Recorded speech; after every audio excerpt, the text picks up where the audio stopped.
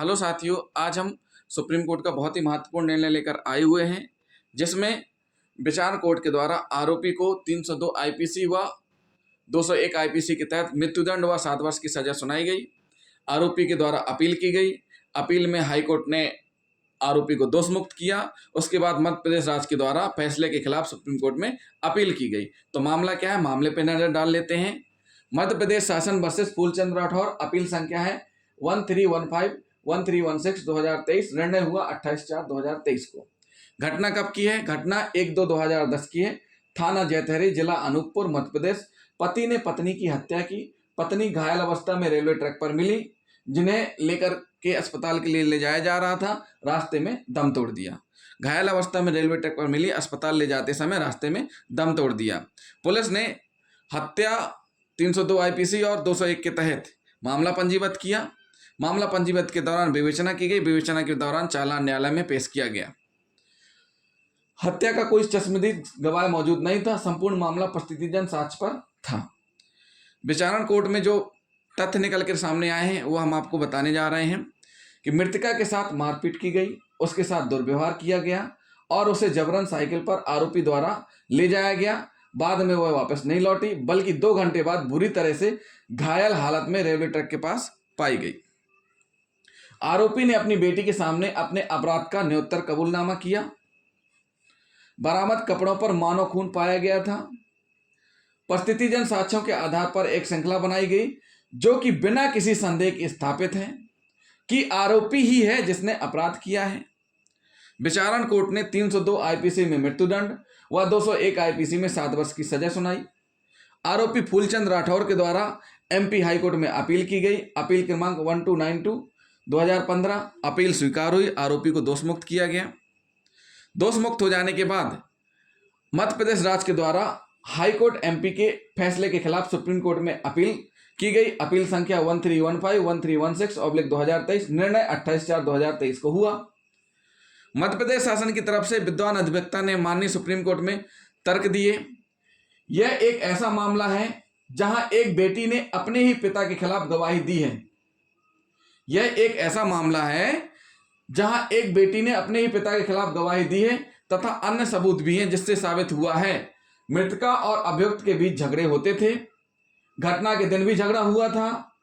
घटना एक ऐसा दुर्भाग्यपूर्ण दिन है जिस दिन भी झगड़ा हुआ था। झगड़े के तुरंत बाद आरोपी मृतका को साइकिल से खेत पर ले गया और उसके थोड़ी देर बाद खेत से लगा हुआ रेलवे ट्रैक था। मृतका घायल अवस्था में रेलवे ट्रैक पर मिली, फिर जिसे उपचार के लिए ले जाते समय रास्ते में मौत हो गई। हाई कोर्ट का फैसला निरस्त करने के लिए तथा ट्रायल कोर्ट का फैसला बहाल करने के लिए निवेदन किया गया। माननीय सुप्रीम कोर्ट ने सुप्रीम कोर्ट के समक्ष अपीलकर्ता के विद्वान अधिवक्ता के द्वारा माननीय सुप्रीम कोर्ट ने तथ्य पर उपस्थित जो भी तथ्य हैं उनका अध्ययन किया, अवलोकन किया और पाया कि घटनास्थल एक खुला स्थान है व अन्य संबंधित तथ्यों और साक्ष्यों की समीक्षा पर पाया गया कि सभी संबंधित साक्ष्य संदेहपूर्ण हैं और साक्ष्य एवं परिस्थितियां प्रत्युत्तरदाता अभियुक्त की दोषता स्थापित नहीं करते हैं। सुप्रीम कोर्ट ने क्या पाया?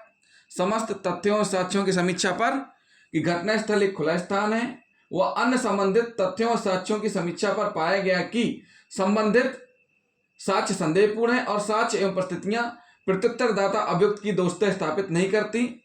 अन्वेषण साक्ष्य पर परस्पर विरोधाभासी है और अविश्वसनीय है। साक्ष्यों के साक्ष्य अविश्वसनीय हैं।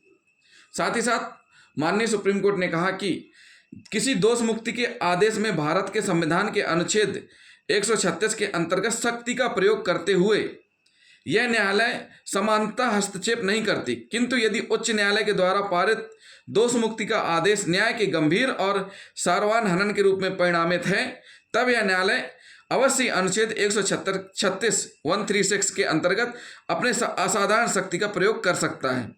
उत्तर प्रदेश राज्य बनाम सहाय और अन्य 1982 1 SCC 352, बसीरा बेगम बनाम मोहम्मद इब्राहिम अन्य 2020 11 SCC 1741 में ये हुआ है।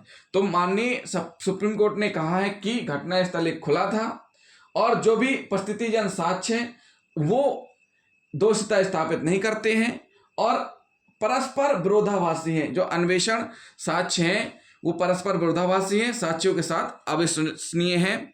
इस आधार पर माननीय सुप्रीम कोर्ट ने मध्य प्रदेश राज्य की अपील निरस्त की और माननीय हाई कोर्ट के निर्णय को बरकरार रखा और आरोपी को दोष मुक्त किया। तो ये मामला एक ऐसा था जिसमें मृतका की बेटी ने अपने पिता के खिलाफ गवाही दी और जिसमें विचारण कोर्ट ने मृत्युदंड की सजा सुनाई थी, जिसे हाई कोर्ट ने दोष मुक्त किया और माननीय सुप्रीम कोर्ट ने भी उस दोष मुक्ति को बरकरार रखा। तो जिन साथियों ने अभी तक हमारा चैनल सब्सक्राइब नहीं किया है तो हमारे चैनल को सब्सक्राइब कर लें और बेल आइकन बटन दबाना ना भूलें। साथ ही साथ कमेंट करें, चैनल